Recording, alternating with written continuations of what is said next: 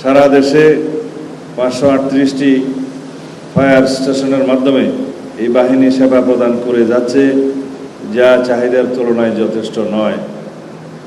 সেজন্য জনগুরুত্বপূর্ণ বিবেচনায় আমরা ফায়ার সার্ভিসের সক্ষমতা ও সামর্থ্য বৃদ্ধিতে জোর দিচ্ছি।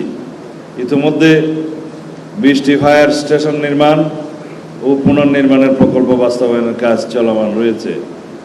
অ্যাম্বুলেন্স সেবা সম্প্রসারণের লক্ষ্যে 100টি অ্যাম্বুলেন্স সংগ্রহের কাজও চলমান রয়েছে। অতি সম্প্রতি ডুবুরিদের সক্ষমতা বাড়াতে 72টি পদ সৃজনের প্রস্তাব অনুমোদন করা হয়েছে। জনবল নিয়োগ সম্পন্ন হলে নৌযান দুর্ঘটনা মোকাবিলায় এই বাহিনীর সেবা সক্ষমতা বৃদ্ধি পাবে।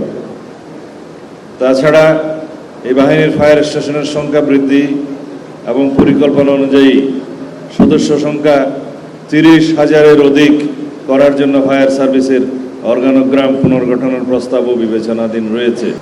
এছাড়া প্রশিক্ষণের মান উন্নয়নের জন্য মুন্সিগঞ্জের গজারিয়ায় ফায়ার সার্ভিস ও সিভিল ডিফেন্স একাডেমি স্থাপনের জন্য আমরা কার্যক্রম গ্রহণ করেছি।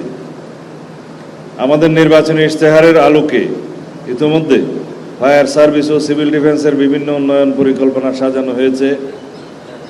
ফায়ার সার্ভিসের সেবা সহজীকরণ, স্বচ্ছতা ও জবাবদিহিতা নিশ্চিতকরণে অনলাইন ভিত্তিক ফায়ার লাইসেন্স প্রদানের কার্যক্রম গত মে 1 তারিখ থেকে শুরু হয়েছে। পয়লা মে 2026 তারিখ থেকে চালু করা হয়েছে।